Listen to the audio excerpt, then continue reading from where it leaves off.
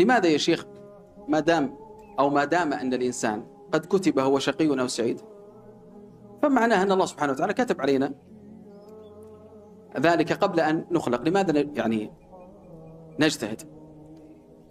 فقال الشيخ ابن عثيمين لفتة جميلة جدا من هذا الحديث مع هذا الحديث، قال أنت أخذت جزءا من الحديث وتركت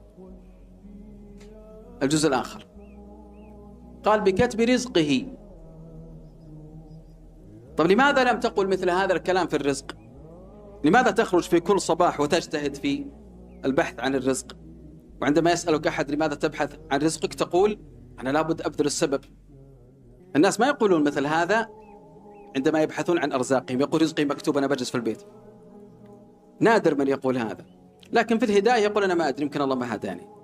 الشيخ ابن عثيمين يقول كما أنك مطالب بالاجتهاد بأخذ الأسباب لتحصيل الرزق، فأنت أيضا مطالب بالأسباب التي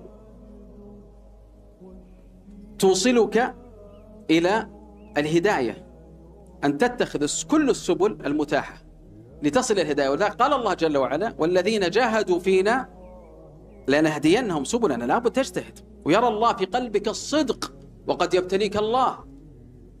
حسب الناس أن يتركوا أن يقولوا آمنا وهم لا يفتنون. الإنسان يصبر ويحتسب عند الله سبحانه وتعالى.